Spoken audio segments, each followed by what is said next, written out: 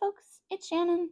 I wanted to walk you through some of the front matter of my new journal, since I'm going to be moving into it later today. So grab some tea and let's get into it. So I've shared new journal setups before on the channel, but I heard from y'all that you wanted to see kind of where I'm at journaling now.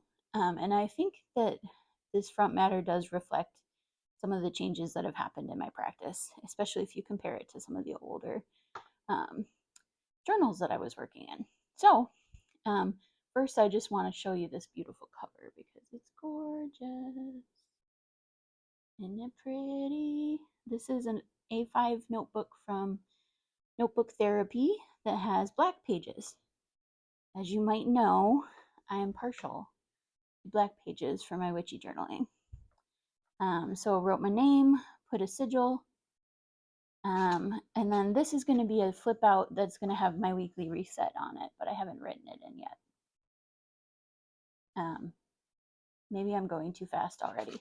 So what is my weekly reset? My weekly reset is basically like a process that I go through about weekly to try to kind of collect my thoughts from all over the various parts of the internets, from my various calendars, inboxes, journals, and such, and kind of to make a list of tasks that I want to work on and then kind of distribute them to the places where they'll be actionable, I guess is probably the best way to put it.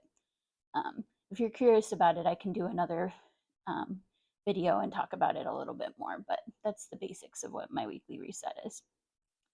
So like I said, wrote my name. This is a sigil that's tied to me and a couple of things that I want to like make happen in my life. So I include it in a bunch of different things and decided that I would tie it to this journal. And then these two pages are stuck together. There's a blessing on this side and then a protection sigil here with some herbs for protection mixed in there. So don't mess with my journal. And this is the cover page. I got this lovely sticker on Etsy. I literally just searched moon sticker, so you can probably find it pretty easily if you want to get it yourself. Yeah.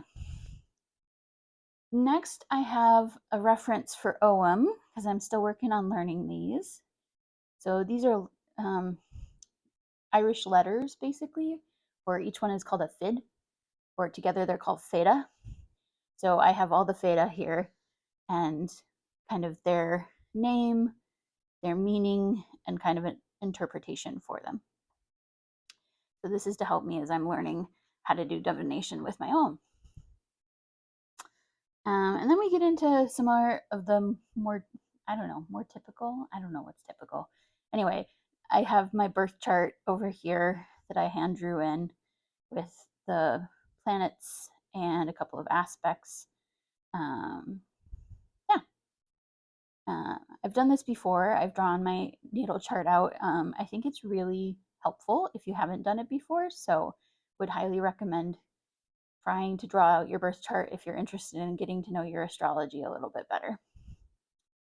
And then over here, I've got my word of the year, which is tend.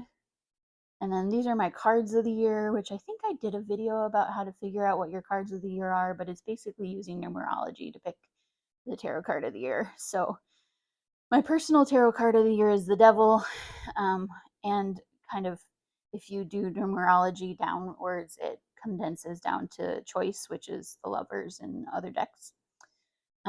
This is from the Unicorn's Journey Tarot by Lisa Pepez. And then the collective numerology for the year is the Hermit card. So I just have examples of those. I spent a lot of time deciding which deck I wanted to use. And Lisa's one, so she can feel proud of that. This is a new spread for me. So basically, this is breaking down the important mundane astrological transits for the year. So what does that mean? So mundane means the ones that we all experience. So these are not tied to my birth chart necessarily. These are just things that are getting activated in the sky as the planets move around. So that's what mundane means. Astrological is astrology, and then summary. So I just picked like 3 things each month, except for October, which didn't have a ton going on, and wrote down kind of what the transit is, which house it's activating in my chart, and then what the exact date of the transit is. So I also put up here Jessica and the Moon has a really good forecast for 2025 that I used to kind of help with picking what was important. And she has a theme for the year of At the Threshold. So I put that up there. And then these were Channy's themes for the year: Trust, Nurture, Disrupt, and Win. So I put those up there as well and used information from both of their work to make this page. So thank you, Jessica and Channy. And then down in this corner, I'm going to reflect at the end of each season and see kind of how these hit, so that I have some information in the future that helps me with knowing when, like which astrological transits tend to hit me more, if that makes sense, tend to activate my chart more. Here's some more of that numerology that we were talking about for 2025. And then these are kind of guides that I pulled at Samhain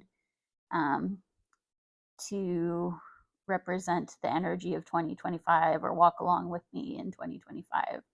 So I pulled some runes, and I pulled a Noam, and I pulled a goddess guide, and I got Hestia. So she's working with me this year.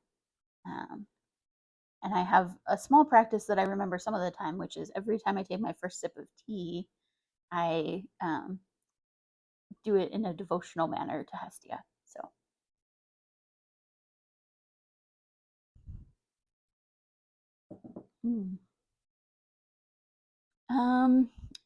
I don't know if we've talked about Time Lords before. This is kind of an advanced astrological technique, so I won't go into it. But basically, there's a lot of details that happen, and you find out which area of your chart is being activated for your birthday year, and which planet is ruling that activation. And so for me, it's Jupiter this year in my 5th house. And yeah, just made a page about Jupiter. I'm watching Jupiter's kind of transits more closely than some other people's. So like June is going to be a big month, as you can see here for me probably. Yeah, so that's some of how I work with the astrology. And then I have a list of the rest of the new and full moons for 2025. This is one of the new moons that didn't fit over here. I thought I counted it out perfectly, but you know, we don't need to be perfect in our journals. We just need to be good enough. This was another year ahead spread that I pulled at Beltane for the whole year. So I put the parts of it that are left for 2025 in here. Here are my goals for the year. Here's a tracker for my play dates that I'm working on. If I haven't talked about that yet and you're interested, let me know down below. I'm happy to talk more about my play dates. And then this is, again, from Jessica and the Moon's video, which I can try and find and link below, that talks about the 8 dimensions of wellness as kind of like a check-in. She did it halfway through the year, but I'm going to do it at the beginning of my journals, basically. And so you go through these areas of life, spiritual, social, physical, emotional, environmental, financial, intellectual, and occupational. And you kind of rate them on a scale from 0 to 10 with how satisfied am I with my blank health. So like with my social health, I said 7. With my environmental health, 9. stuff like that. So I think this is really interesting to do over time. Some of my weaker categories previously have become strong now, and some of those stronger categories I had previously have become weaker. So it's just funny to watch it over time and help you figure out where to put your focus. And then this was that last page that I had that I couldn't decide what I wanted to do for my From Matter. And I decided to talk about the three cauldrons. So this is something I learned about when I was doing my Om studies the first time.